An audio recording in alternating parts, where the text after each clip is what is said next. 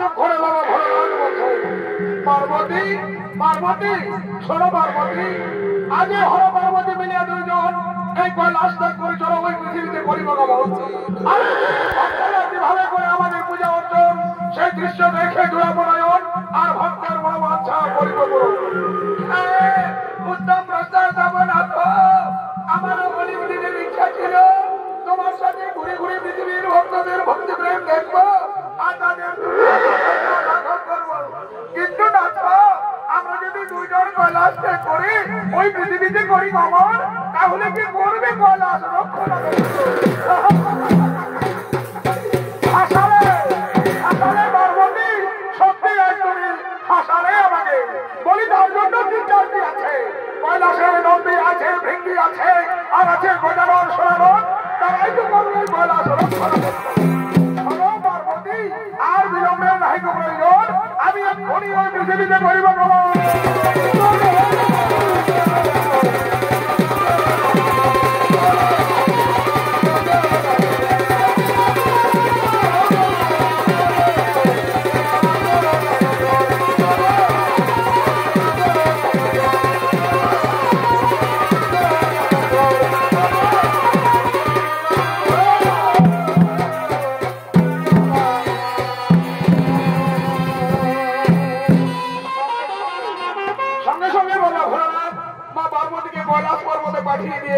তিনি আজ পৃথিবীতে করেছেন আগমন, এবং পৃথিবীতে আগমন করে পৃথিবীর সর্বশ্রেষ্ঠ রাজা মহারাজা সত্য জ্যোতির শিব মন্দিরের শিবলিঙ্গের মধ্যে তিনি অন্তর্ধান করবেন। আর ওদিকে আজ পৃথিবীর শ্রেষ্ঠ রাজা মহারাজা সত্য জ্যোতি ছুটে চলেছেন তার শিব মন্দিরে শিব পূজা করার জন্য।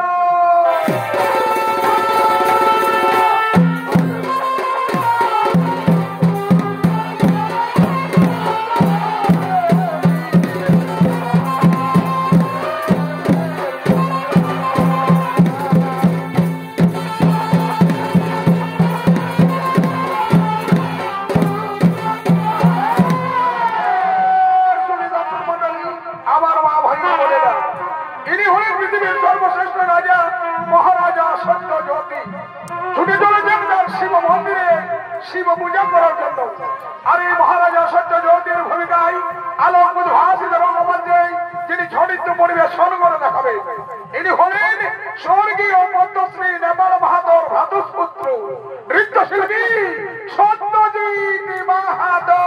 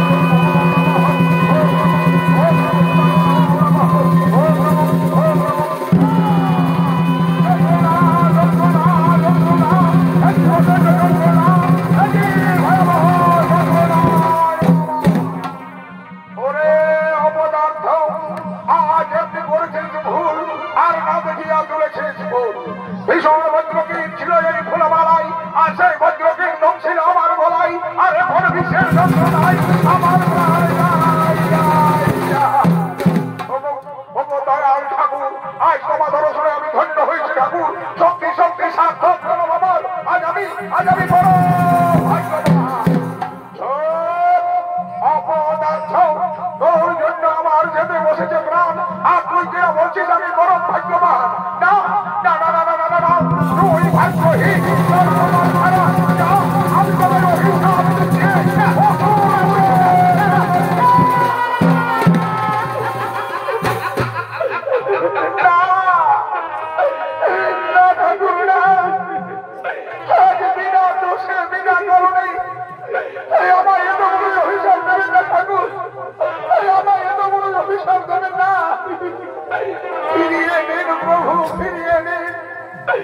আপনার নয় অভিশাপ, আপনি ফিরিয়ে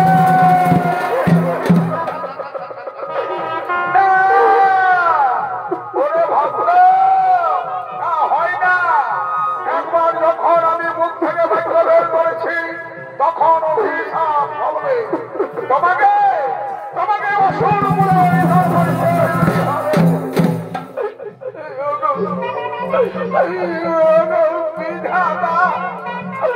আজ লঘু পাবে আমায় দুর্গন্ধ করবেন প্রভু, লঘু পাবে আমায় দুর্গন্ধ করবে।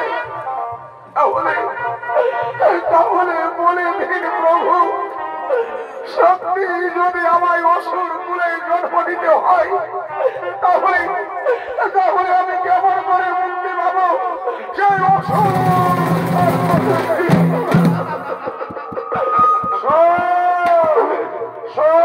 ভক্ত, আমার হিসাবে দুর্জন্ম হবে অসুর কুলে, হবে অসুর সম্রাটে দারুণ। আর আমার আশীর্বাদে যদি ধর্ম পথে চলি, যদি সত্য পথে চলি, তাহলে সর্ব মস্ত কথা তুই উভয় জয় করতে পারবি। আমার যদি ধর্ম অন্যায় অত্যাচারে যত হবে সকলের মন, সেই দিন আমার পার্বতী এক ভয়ঙ্কর